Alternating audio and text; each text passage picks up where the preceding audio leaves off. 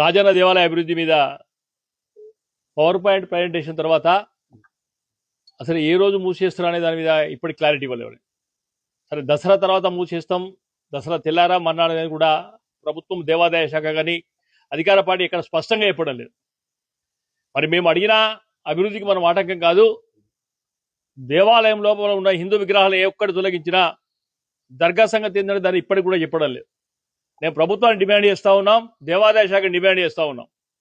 అసలు దర్గా మీద ఆలోచన ఏంది, తీస్తారా తివరా? ఒకవేళ అది ముట్టుకున్నట్టయితే మరి హిందూ దేవతల విగ్రహాలను ముట్టుకున్నట్టయితే ఆ పరిస్థితి ఏంది ఒకసారి ప్రభుత్వం ఆలోచించాలి. కేవలం హిందూ దేవత విగ్రహాలను తొలగించి అక్కడ ఉంచినట్టయితే మరి హిందువుల మనోభావాలు దెబ్బతిన ఒకసారి ఆలోచన చేయాలి. మరి ఆ రకంగా దేవాలయం మూసివేసేటప్పుడు దాని పరిధి అప్పుడు దాదాపు ఎన్ని నెలల కంప్లీట్ చేస్తారు? 3 నెలల, 4 నెలల, 6 నెలల. మరి కొన్ని వేల కుటుంబాలు రోడ్డు మీద పడతా ఉన్నాయి. దేవాలయాల మీద ప్రత్యక్షంగా బ్రతికేది కేవలం 400-500 కుటుంబాలే, పరోక్షంగా 3-4 వేల కుటుంబాలు బ్రతుకుతా ఉన్నాయి. మరి ఆ కుటుంబాలు ఏమైపోవాలి రోడ్ల మీదకి వస్తే? దయచేసి ప్రభుత్వాన్ని కూడా మరొకసారి చెప్తా ఉన్నాం, ఏ రోజున బంద్ చేస్తారో మాకు క్లారిటీ ఇవ్వాలి, ప్రజలకు చెప్పాలి, శ్వేతపత్రం విడుదల చేయాలి. మరి ఎన్ని రోజులకు 6 నెలల కంప్లీట్ చేస్తారా, 8 నెలల కంప్లీట్ చేస్తారా, అది కూడా క్లారిటీ కావాలి.